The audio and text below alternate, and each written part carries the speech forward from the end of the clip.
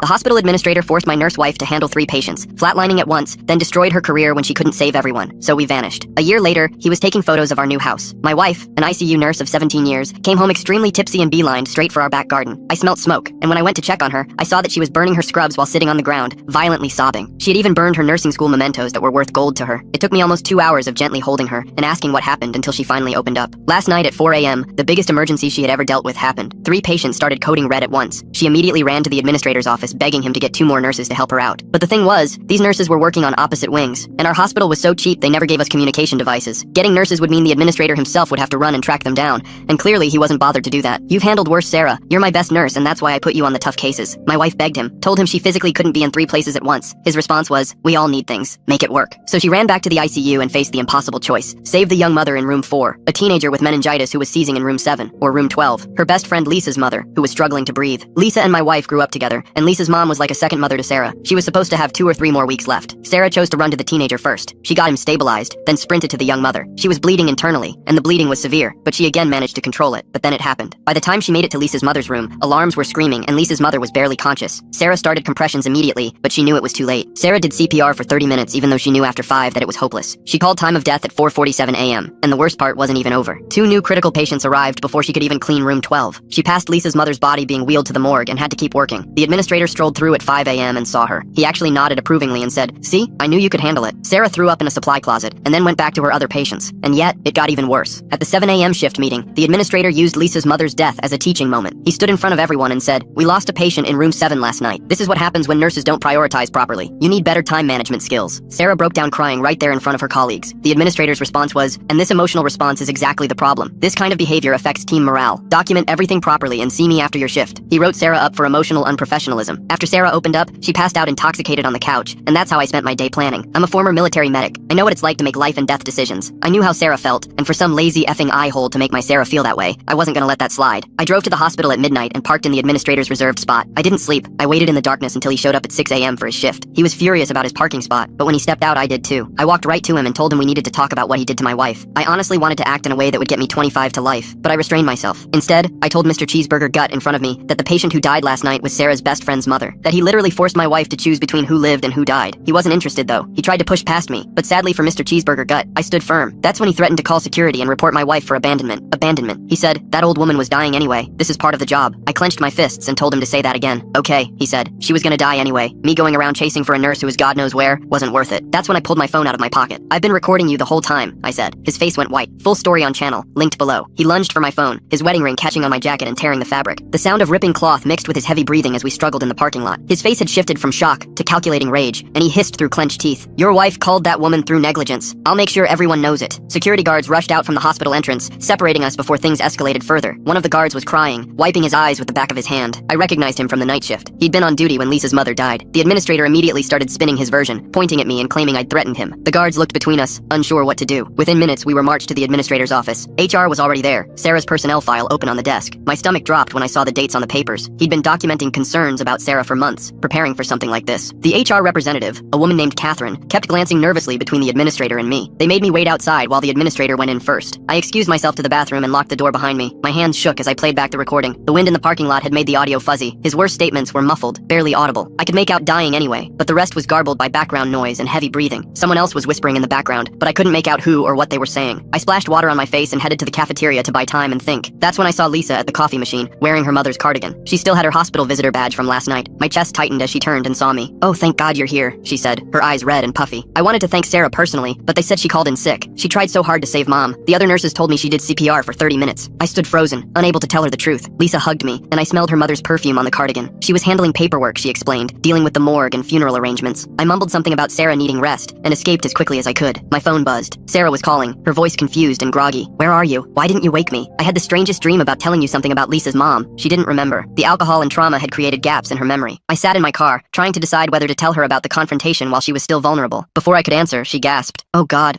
it wasn't a dream. Lisa's mother. I couldn't save her. I heard her running to the bathroom, retching. I started the car to head home when the administrator appeared at my driver's side window, knocking with his class ring. His hands were shaking, but his voice was steady. He held up termination papers. "Delete the recording," he said. "Delete it now, and Sarah keeps her job. I'll even write her a glowing recommendation. She'll never have to know about this conversation." I stared at the papers. Sarah's name was typed at the top. The reason for termination listed as patient abandonment resulting in death. "You have 10 seconds to decide, he said. I drove away without answering, leaving him standing in the parking lot. At a gas station a few blocks away, I noticed a car had followed me. A nurse got out, someone I'd seen around but never met. She glanced around nervously before approaching. I was in the staff meeting, she whispered. When he blamed the wrong room number, I recorded it on my phone. We all do it for meeting notes, phones hidden in our laps. I have his whole speech about room 7 when the patient was in room 12. She showed me her phone, hands trembling. The video was clear, the administrator's voice distinct, but she was terrified of retaliation. I have 2 kids. I can't lose this job, but what he did to Sarah. She transferred the file to my phone and drove away before I could thank her. When I got home, Sarah was in the backyard again, poking at the ashes from her burned scrubs. A piece of fabric had survived, room 12 partially visible on the melted badge. She picked it up and started sobbing again. I held her, still not telling her about the morning's events. An hour later, I convinced her to rest and drove to Lisa's house to pay respects. The administrator's car was in the driveway. Through the window, I could see him handing Lisa an envelope. When I knocked, Lisa answered with tears streaming down her face. The hospital sent a representative, she said, gesturing to the administrator. They brought a $5,000 bereavement fund check. Isn't that thoughtful? The administrator smiled at me over Lisa's shoulder. We take care of our families here, he said, though some nurses handle these situations better than others. I was just explaining to Lisa how these critical moments require split-second decisions. Some nurses make the right choices. Others, well, Lisa's face changed, confusion mixing with her grief. What do you mean? Nothing to concern yourself with, the administrator said smoothly. Just know that we're investigating to ensure this never happens again. I left before I did something I'd regret, but the damage was done. By evening, Sarah's antidepressant prescription was denied at the pharmacy drive-thru. The pharmacist mentioned an employment verification issue from the hospital. Without insurance, the medication would cost $400. I sat in my home office reviewing both recordings. The administrator clearly said room 7 in the staff meeting, but the teenager had been in room 7. Lisa's mother was in room 12. His mistake seemed deliberate, shifting blame to the wrong room to confuse the narrative. The next morning, I met the night janitor at a local diner. He'd reached out through the nurse, terrified but needing to talk. He'd seen the administrator in the ICU at 3:45 a.m. before the crisis started. He was looking at the patient boards, the janitor said in accented English. I thought it was strange. Administrators never come that early. He glanced around nervously. He knows I'm undocumented. My whole family depends on this job. Before I could respond, my phone rang. Sarah was driving and I could hear she was crying. I'm going to the hospital. I need to get my things. I need to talk to him. I threw money on the table and ran to my car. I found her in the employee parking lot, still wearing yesterday's clothes. She hadn't showered or eaten. She was clutching printed emails between her and Lisa's mother about lunch plans they'd made for next week. I chose wrong, she kept saying. I should have saved her first. She trusted me. I held her as she broke down completely. Her blood pressure was visibly affecting her, face flushed and hands shaking. I drove her to urgent care, where she collapsed from dehydration and exhaustion. The nurse recognized her from the hospital, and I had to lie about her condition to prevent a psychiatric hold. That evening, Lisa showed up at our house with her mother's medical chart. The administrator had given her full transparency. The chart showed Sarah entered room 12 last. Lisa demanded to know why. Your wife chose to let my mother die, Lisa said, her voice rising. She saved strangers instead of the woman who helped raise her. The confrontation spilled into our front yard. Neighbors gathered, some recording on their phones as Lisa shouted about Sarah choosing to let her mother die. I realized the administrator had orchestrated this, turning Lisa's grief into a weapon. The next day, Lisa filed a complaint at the police station about Sarah's negligence. The desk sergeant mentioned the administrator had already called about an incident pattern. They had to investigate any death-related complaint, even if prosecution was unlikely. Our attorney reviewed the recordings in his office, then delivered bad news. We lived in a 2-party consent state. Using the recording could lead to my arrest for illegal wiretapping, not the administrator's. Sarah's colleague texted urgently. The administrator had announced Sarah's indefinite suspension at the staff meeting, framing it as protecting staff from an unstable colleague. The text message included a photo of the meeting room whiteboard with Sarah, unstable, written in red marker. My hands clenched around the phone as I showed it to our attorney. He shook his head, explaining that workplace defamation was nearly impossible to prove without damages beyond termination. Sarah discovered the social media post that night. Lisa had uploaded a photo of her mother with the caption, "Killed by negligent nurse Sarah, last name, who chose to save others first." The post had 847 shares in 2 hours. Comments ranged from sympathy to death threats. Sarah's hands trembled as she scrolled through messages from former colleagues distancing themselves. The next morning, our bank called about suspicious activity on our joint account. The manager mentioned a concerned call about my threatening behavior at the hospital. They'd frozen our accounts pending investigation. I drove to the branch immediately, but the damage was done. Bills were already bouncing. Sarah's pastor called to cancel their counseling appointment. His secretary whispered that the administrator served on the church board and had expressed concerns about the situation. Even our spiritual support system was compromised. Sarah sat in the kitchen, staring at her coffee, isolated from every community that once sustained her. I discovered our car tires slashed when I went to buy groceries. Security footage showed a teenager wearing a memorial t-shirt with Lisa's mother's photo. The vandalism was spreading beyond angry words. I changed the tire myself, knowing police wouldn't prioritize property damage amid everything else. The insurance company called that afternoon. Sarah's coverage was terminated effective immediately due to termination for cause. The representative explained that continuation coverage wasn't available in such cases. Her antidepressants would now cost $400 monthly. I calculated our savings against mounting expenses and felt my chest tighten. Our neighbor knocked on the door at dinner time. She'd seen the administrator at our mailbox at 5 a.m. Her description of his car was precise. He'd been there before dawn, doing something with our mail. I checked the box and found nothing unusual, but the violation of boundaries was escalating. I paid cash for Sarah's medication at CVS. The pharmacist slipped me a note with my receipt. He asked about all her prescriptions yesterday. My jaw clenched as I realized the administrator was gathering ammunition, looking for anything to use against us. The pharmacist's worried expression told me she'd said too much already. Sarah found the termination letter in our mail the next day. The document was dated 3 days before Lisa's mother died. The administrator had pre-planned this, setting Sarah up to fail. She stared at the date, understanding dawning in her eyes. This wasn't about the tragedy. This was calculated destruction. I followed the administrator to the hospital parking garage that evening. Through his car window, I heard him on the phone. The husband's a problem, but I know his military history. PTSD, anger issues. We can use that. He was researching my background, looking for leverage. I backed away before he noticed me. Police arrived at our house with a restraining order the following morning. The order included both of us, citing Sarah's unstable behavior and my threatening conduct. We couldn't go within 500 feet of the hospital. Sarah couldn't even retrieve her personal belongings from her locker. The officer seemed apologetic but firm. Sarah's best friend from nursing school called, voice strained. Her daughter was Lisa's goddaughter. She couldn't see us anymore, couldn't risk taking sides. The support network Sarah had built over 17 years crumbled with each phone call. Isolation tightened around us like a noose. Death threats started appearing in our mailbox. Anonymous notes describing what should happen to murderer nurses. I installed security cameras, but the damage to Sarah's psyche was evident. She stopped eating, stopped showering, moved through our house like a ghost. The administrator's psychological warfare was working. We checked into a motel when rocks came through our living room window. The clerk mentioned someone had called asking if we'd registered. Even in hiding, the administrator tracked our movements through his network. Sarah sat on the motel bed, knees drawn to her chest, smaller than I'd ever seen her. A night nurse from the hospital texted me to meet at a truck stop diner. She'd been working the opposite wing during the crisis. Her hands shook as she revealed she'd been in the administrator's office when Sarah begged for help. She'd heard him clearly say, "Let the old woman go. She's costing us too much anyway." The nurse showed me her phone. She'd recorded the conversation for her own protection, a habit developed after previous administrators had thrown staff under buses. The audio was clear, damning, but she had a work visa, 2 kids. The administrator controlled her future. She transferred the file and left quickly. Driving back to the motel, I noticed the administrator's car in my rearview mirror. He followed aggressively, swerving between lanes. His controlled facade was cracking. The emergence of an unknown witness had shifted the game. I pulled into the police station parking lot, forcing him to drive past. Inside the station, the administrator was already there, filing a complaint about harassment. He claimed I'd been stalking him, threatening his safety. The desk sergeant looked between us, clearly uncomfortable with the escalating situation. Neither of us could prove our claims in that moment. The night nurse called, panicking. She'd received a text from the administrator. "Remember your visa status. We need to discuss your future at the hospital." The threat was clear. She was wavering, reconsidering her offer to help. I couldn't blame her. The administrator held too many lives in his hands. An emergency hospital board meeting was called. Sarah wasn't invited, but news traveled fast. The administrator was painting himself as a victim of a vengeful employee and her unstable husband. Board members who'd known Sarah for years were being told she'd snapped under pressure, become dangerous. The district attorney's office finally agreed to review the case. The prosecutor examined the evidence, particularly the nurse's recording. The administrator's words about letting the old woman go suggested administrative decisions that directly caused death, but prosecution would be complex, requiring proof of intent beyond negligence. The administrator's lawyer arrived at the motel with a settlement offer: sign a non-disclosure agreement, accept a modest payout, and leave town. The alternative was years of legal battles we couldn't afford. Sarah looked at the papers with dead eyes. The man who'd destroyed her was offering to pay her to disappear. I met with the night janitor again. He'd found something in the trash from the administrator's office, a staffing chart from the night before the crisis. 3 nurses had been scheduled for the ICU. The administrator had personally crossed 2 names out, reassigning them to save overtime costs. He'd created the deadly situation intentionally. The janitor's hands trembled as he gave me the document. His family's entire future depended on his hospital job. The administrator knew about his immigration status, held it over him like a sword, but he couldn't live with what he'd seen anymore. Heroes come in unexpected forms. Sarah attempted to meet Lisa at a coffee shop to explain everything. Lisa arrived with 2 friends, creating a public confrontation. She threw the medical chart on the table, demanding Sarah explain why her mother died last. The coffee shop patron stared as Lisa's grief exploded into accusations. Sarah fled to the bathroom, vomiting from stress. The administrator appeared at the coffee shop as if by coincidence. He comforted Lisa, playing the compassionate leader while shooting glances at Sarah through the bathroom door. Every move was calculated, every interaction designed to deepen wounds. He turned Lisa into a weapon against her mother's best friend. Our attorney called with mixed news. The evidence was compelling but complex. The administrator's decision to deny help could constitute negligent homicide, but proving it required witnesses willing to testify. Everyone who could help had something to lose. The case would hinge on courage versus self-preservation. Sarah's nursing license was under review. The board had received multiple complaints, all traced back to the administrator's network. Even if criminal charges didn't stick, her career hung by a thread. 17 years of dedication reduced to defending herself against orchestrated lies. The hospital's PR department released a statement about recent incidents and their commitment to patient safety. Sarah wasn't named, but anyone following local social media knew. The narrative was set, a nurse had failed, and the hospital was taking action. The administrator positioned himself as the solution to a problem he'd created. I found Sarah in the motel bathroom at 3 a.m., holding her bottle of antidepressants. She wasn't planning anything, just staring at the pills that represented her unraveling stability. I held her while she sobbed about failing Lisa's mother, about choosing wrong, about the impossibility of saving everyone when the system was designed for failure. The next morning brought a breakthrough. The administrator's son appeared at our motel, visibly distressed. He'd overheard his father at dinner complaining about the old woman's expensive care weeks before she died. His conscience wouldn't let him stay silent. Sometimes the apple does fall far from the tree. The son's willingness to testify changed everything. The prosecutor moved forward with charges of negligent homicide. The administrator's careful construction began crumbling. Hospital board members distanced themselves. The narrative shifted from a nurse's failure to an administrator's deadly cost-cutting. But the administrator wasn't finished. New social media accounts appeared, spreading rumors about Sarah's history of instability. Photos from the night she burned her scrub surfaced, taken by someone who'd been watching watching our house. The psychological warfare intensified even as legal walls closed in. The night nurse finally agreed to testify after the administrator threatened her children's school enrollment. She realized he'd destroy her either way. Her courage inspired others. The janitor stepped forward with the staffing charts. A cascade of witnesses emerged from the shadows of fear. Lisa began questioning the narrative she'd been fed. The medical chart showed impossible timing. No nurse could have saved all 3 patients under those conditions. Her grief remained, but doubt crept in about who truly bore responsibility for her mother's death. The administrator's manipulation was unraveling. Sarah received a call from a hospital 2 hours away. They'd heard about her situation through nursing networks. They offered her a position with proper staffing ratios and supportive administration. Light appeared at the end of our tunnel. Not all healthcare systems were broken beyond repair. The administrator made one final attempt at control. He arrived at the motel at midnight, demanding we meet. His composure had shattered completely. He ranted about ungrateful nurses, about sacrifices he'd made, about the unfairness of being blamed for business decisions. The real man emerged from behind the calculated facade. I recorded his entire breakdown. In a 2-party consent state, the recording was useless as evidence, but it revealed the truth of who he was. A man who viewed nurses as expendable resources, patients as financial burdens, and human life as numbers on a spreadsheet. His rant included admissions that sealed his fate. The prosecutor played the night nurse's original recording at the preliminary hearing. The administrator's voice filled the courtroom. Let the old woman go. She's costing us too much anyway. Lisa sat in the gallery, her face crumbling as she understood the truth. Her mother hadn't died because Sarah chose wrong. She died because the administrator chose profits. Plea negotiations began immediately. The administrator's lawyer recognized the impossibility of defending those words to a jury. Hospital administrators across the state watched nervously. The case set precedent for administrative accountability in understaffing decisions. Cost-cutting that endangered lives could now lead to criminal charges. The administrator accepted a plea deal for criminally negligent homicide, 18 months in prison, loss of his administrative license, and prohibition from healthcare management. It wasn't enough for a life lost, but it was more than most administrators faced for deadly decisions. Justice came in imperfect portions. Sarah met Lisa one last time before we left town. They sat in the hospital memorial garden, both crying for different reasons. Lisa apologized for the social media posts, for the accusations, for being manipulated in her grief. Sarah held her, both women victims of a system that prioritized profits over people. The morning we packed to leave, neighbors who'd been silent began approaching. They'd been afraid to support us publicly, but wanted us to know they understood. The administrator's arrest had freed them from fear. Community sometimes returns when courage defeats intimidation. Sarah's hands steadied as she packed her new scrubs for the new hospital. The tremor that had developed during our ordeal faded. She wasn't the same nurse who'd burned her uniforms in our backyard. That innocence was gone, but something stronger had emerged from the ashes. I drove past the hospital one last time. The administrator's reserved parking spot was empty. New policies were already being implemented. Minimum staffing ratios, communication devices for all nurses. Lisa's mother's death had forced changes that would save future lives. Sometimes tragedy creates transformation. The investigation revealed 14 other incidents where the administrator's cost-cutting had endangered patients. Families came forward with stories of preventable deaths and near misses. His 18 months in prison seemed lighter with each revelation, but the system that created him remained largely intact. Sarah started at her new hospital with transparency about our story. Her colleagues embraced her, understanding the impossible position she'd been forced into. The nursing community had followed our ordeal online. She became an inadvertent symbol of what nurses faced when administrators valued budgets over bed rails. 3 months into her new position, Sarah called me from work, voice lighter than I'd heard in months. She'd managed a critical situation with proper support, saving all her patients because she had adequate resources. The contrast illuminated how preventable Lisa's mother's death had been. Proper staffing wasn't expensive. It was essential. The administrator served 12 months of his 18-month sentence. Good behavior and overcrowding earned him early release. He moved to another state, barred from healthcare but not from business. Sarah tracked his LinkedIn profile, watching him rebuild in a different industry. Some people never truly pay for their choices. Lisa sent a Christmas card with a note of forgiveness and understanding. She'd started advocating for nurse-to-patient ratios in her mother's memory. Grief had transformed into purpose. The friendship with Sarah couldn't be rebuilt, but mutual respect emerged from shared trauma. Both women carried scars that would never fully heal. The administrator's early release hit us through a Google alert Sarah had set up. 12 months instead of 18. I watched her jaw tighten as she read the notification at our new kitchen table. She closed her laptop and went to prepare for her shift without saying a word. That afternoon, a package arrived with no return address. Inside was a single photo, Sarah entering our new hospital, taken from across the street. The message was clear. The administrator knew where we'd relocated. My hands shook as I installed new security cameras, checking angles from every window. Sarah's supervisor called her into his office the next morning. Someone had sent an anonymous email detailing the incident at her previous hospital. The supervisor, a former ICU nurse himself, printed the email and handed it to Sarah. I know what really happened, he said. This changes nothing about your employment here. The relief on Sarah's face lasted exactly 3 hours. Lisa called the hospital directly, demanding to speak with Sarah's supervisor about her mother's death. The receptionist transferred the call to administration. By lunch, rumors were spreading through the nursing staff about Sarah's past. I found Sarah in the hospital parking garage during her break, sitting in her car with her head against the steering wheel. She showed me her phone. 17 missed calls from numbers she didn't recognize. The administrator's network was reactivating, reaching into our new life with surgical precision. Our new neighbor mentioned seeing a man taking photos of our house from his car. The description matched the administrator perfectly. He'd driven 2 hours to surveil us, documenting our routines. I filed a police report, but without proof of harassment, they couldn't act on suspicions alone. Sarah's first performance review came early. Her supervisor called it routine, but we both knew the truth. The anonymous complaints had triggered administrative scrutiny. Despite flawless patient care and colleague testimonials, she was placed on probationary status, pending further evaluation. The administrator's shadow stretched across state lines. I started sleeping in shifts, watching the security cameras while Sarah worked nights. The fourth night, I saw him. The administrator sat in a rental car 3 houses down, just outside the range of streetlights. He stayed for 2 hours, engine running, before driving away. The breaking point came when Sarah received a subpoena. The administrator was suing for defamation, claiming our false accusations had destroyed his career. The lawsuit sought damages exceeding our net worth. He'd found a way to continue his assault through the legal system. Sarah's hands trembled as she read the legal documents. The lawsuit named specific statements from the criminal trial,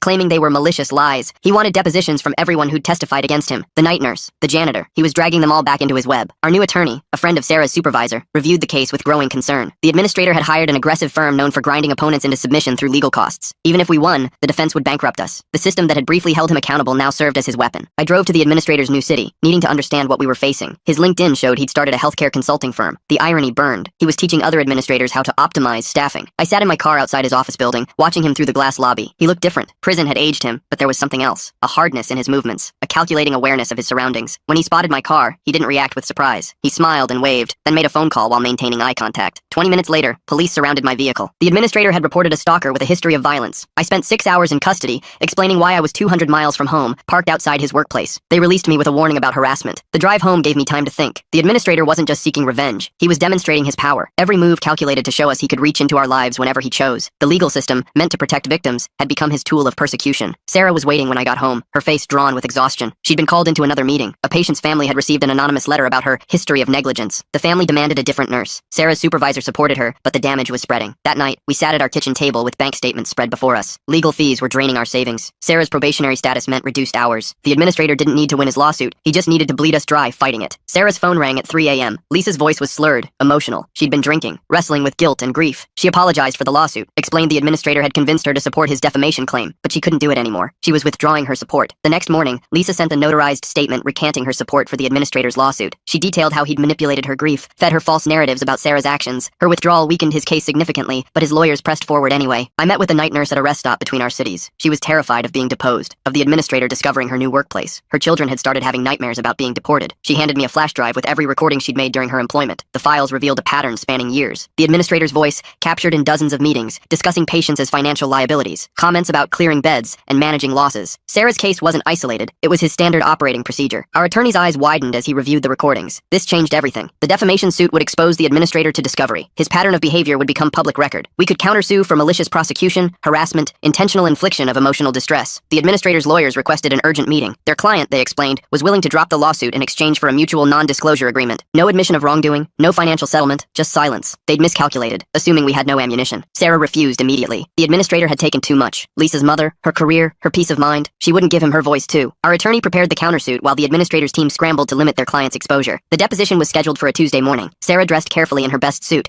hands steady for the first time in months. But when we arrived at the law office, the administrator's chair was empty. His lawyers announced he'd been hospitalized for chest pains. It was a delay tactic, but it worked. The deposition was rescheduled, then postponed again when the administrator claimed ongoing cardiac issues. Each delay cost us money, time, emotional energy. Sarah's probationary period at the hospital extended with each missed court date. 3 months into the legal battle, the administrator made a mistake. He sent an email directly to Sarah's hospital administrator from his personal account. The message was carefully worded, expressing concern about patient safety given Sarah's documented history, but he'd revealed his active interference. Sarah's hospital administrator forwarded the email to our attorney. It demonstrated ongoing harassment, violation of the restraining order from the criminal case. The administrator had handed us evidence of his continued campaign. His need for control had overridden his caution. The judge in our countersuit case wasn't sympathetic to the administrator's medical delays. She ordered an independent medical examination. The results were predictable. The administrator was healthy enough to attend deposition. No more postponements would be granted. I watched the administrator enter the deposition room, his confidence visibly shaken. Months of legal maneuvering had cost him too. His consulting firm was struggling. Potential clients Googling his name found news articles about the negligent homicide conviction. His attempt to destroy Sarah was destroying him. Sarah testified for 4 hours, recounting not just the night Lisa's mother died, but the months of harassment that followed. She produced printed emails, security footage, phone records. The administrator's lawyers objected repeatedly, but the evidence was overwhelming. Their client had stalked, harassed, and attempted to destroy a witness from his criminal case. The administrator's deposition was scheduled for the following week, but he never appeared. His lawyers filed a motion to dismiss his own lawsuit, accepting liability for our legal fees. The sudden capitulation felt felt hollow. He'd already cost us thousands in fees, months of anguish, Sarah's reputation at her new job. 2 days later, news broke that the administrator had been arrested in another state. He'd been caught falsifying credentials to obtain a hospital administrative position. The background check had revealed his healthcare prohibition. Facing fraud charges, his house of cards was collapsing. Sarah worked her shift the night we heard about his arrest. I waited in the parking lot to drive her home,